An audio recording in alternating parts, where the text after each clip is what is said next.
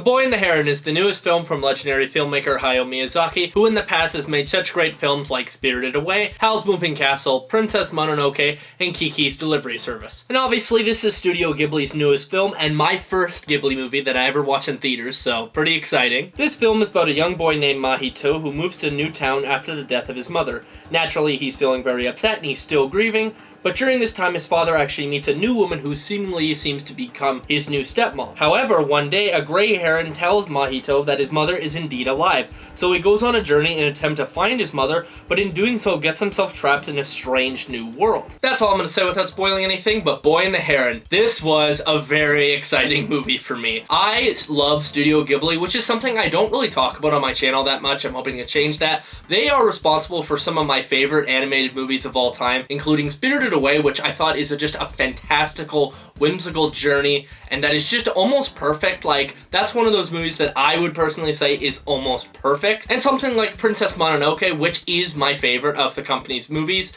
I absolutely adore that movie and everything that's about it. Maybe I'll talk about it one day. I would love to get into it because that movie is just so special and it is pretty underrated. Not a whole lot of people know about it. But in terms of their library of movies, I've seen a lot of them. I've seen My Neighbor Totoro, I've seen Ponyo, I've seen Howl's Moving Castle, I've seen Castle in the Sky, and I've also seen Porco Rosso, which, spoiler alert, are all fantastic. I love good animated movies. Everyone knows that on my channel, but anime movies are one of those things where it's very hit or miss for me. Some I really enjoy and some I really don't enjoy, but Ghibli is goated. So naturally, when I heard that this movie was going to be coming to a theater near me, I had to go check it out, and oh my god, it was everything that I wanted my experience to be.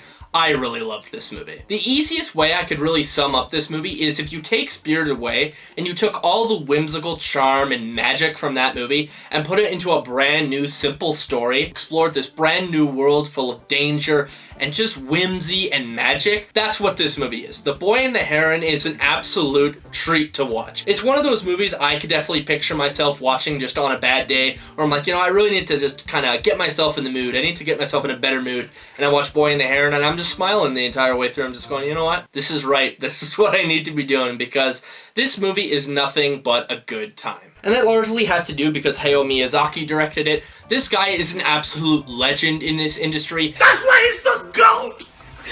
Every one of his movies has very much a same feeling in terms of tone, where it just feels very whimsical, like I said, and magical, and it just has a really feel-good feeling to it. Like, every single one of his movies, even though some of them can get pretty dark, they all have this one big feeling of just magic to them. And another thing I do want to admit, I did watch this movie in the English dub. I know some people get kind of up in arms about this, and they get kind of angry when you don't watch something in traditional Japanese, and I have no problem with doing that, but Ghibli is one of those unique situations where every time they make a movie, I watch it in the English dub, and that's mainly because their dubs for most of the time are really friggin' good, and probably the best dubs you can actually listen to. And in this movie, it's no different. That cast in this movie is absolutely stacked for the dub, so of course I had to listen to it. This movie's got the likes of Florence Pugh, Willem Dafoe, Dave Bautista, Gemma Chan, Christian Bale, Mark Hamill, and even Robert Pattinson, which quickly, I do really want to talk about Pattinson's performance because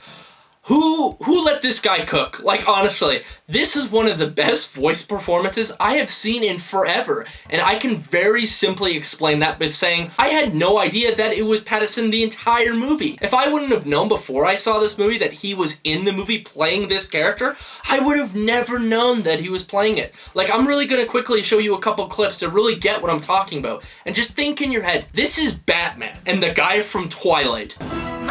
What exactly are you? Your mother. She's awaiting your rescue.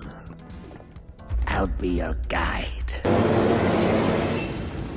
I'm vengeance. Like, isn't that crazy? It sounds nothing like him. Half the people, I had no idea who they were the entire movie, and I had to go back and listen to them. Some are a lot more obvious than others, but they don't make them, like, super apparent. Like, the voice isn't what they are. They're playing a character in this movie. And I really feel that's with all the Ghibli dubs. They really do a great job at just making them feel like their own unique characters. And directly moving into that portion, I really just loved all the characters in this movie. Like I said, this movie is very much a fantasy fantasy movie where there's a lot of very unique characters. There's a lot of really cool designs for the characters and just really cool personalities. Personally, my favorite was Dave Bautista's character who plays the Parakeet King. He isn't in the movie for very long, but what a cool and badass character for such a little amount of screen time. And Dave Bautista's voice fits it so goddamn well. And obviously, I just gotta say that the animation in this movie is absolutely gorgeous. Like, this is kind of just like one of the things where it's just like a duh moment. Like, obviously it's going to look good